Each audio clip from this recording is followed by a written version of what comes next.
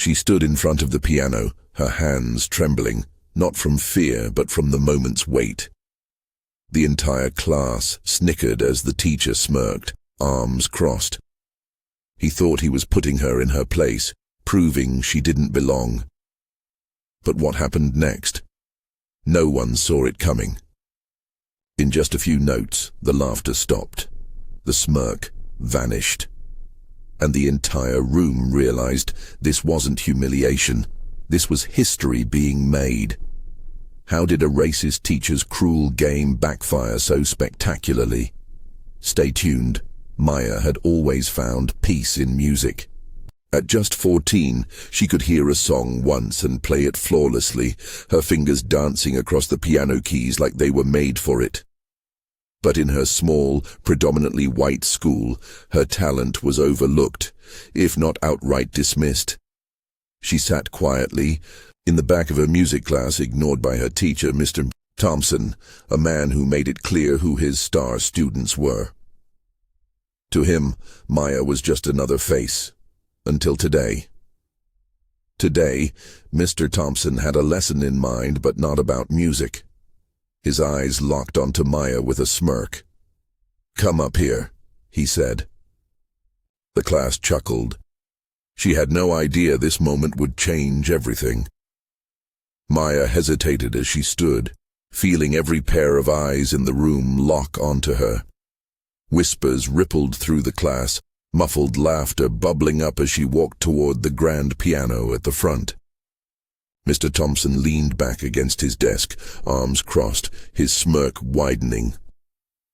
"Well, since you seem so uninterested in participating, let's see if you can handle something real," he said, motioning toward the keys. His voice dripped with condescension. "Go ahead, show us what you've got." The challenge wasn't about music. It was about power, control, a public test designed for her to fail. Maya knew it. The class knew it. And worst of all, so did Mr. Thompson. Maya swallowed hard, placing her fingers on the keys. She hadn't prepared anything. But music wasn't something she needed to prepare for. It lived inside her. Still, the weight of their expectations pressed down on her like 1,000 hands, pushing her into the dirt. "Any day now," Mr. Thompson muttered, prompting more snickers from the class. Her fingers hovered over the keys, but he interrupted before she could press a single note. "Actually," he said, feigning realization, "let's make it more interesting. Since you don't seem to take this class seriously, can you sight read just fine?" He grabbed a sheet of complex classical music from his desk and placed it in front of her. Chopin. One of the most notoriously difficult pieces in the book. A hush fell over the room. Even the students who had been laughing grew silent. Sight reading a piece like this on the spot, in front of everyone. Impossible. Maya's stomach twisted.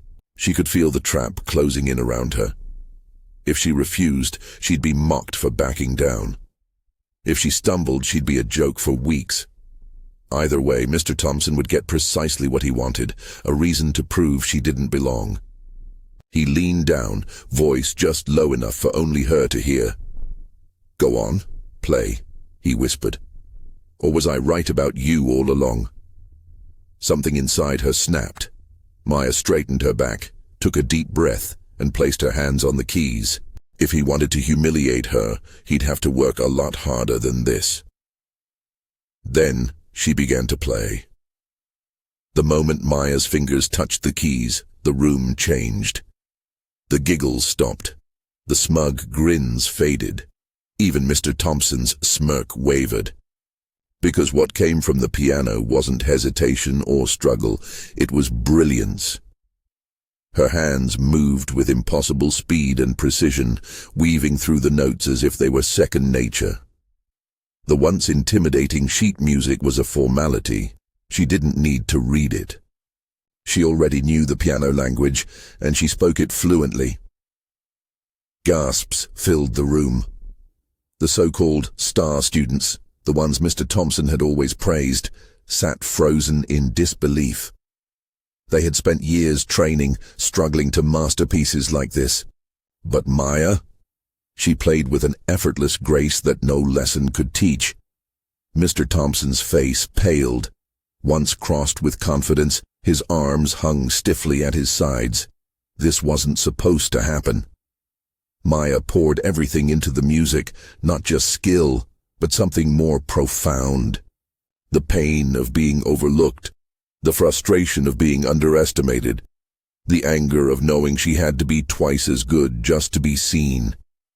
Every note was a declaration, a defiance, a truth too powerful to ignore.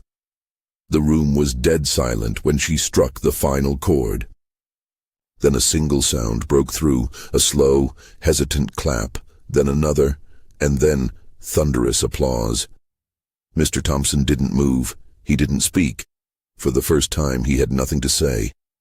Because of the lesson he had planned, it had backfired spectacularly. Maya didn't wait for his approval.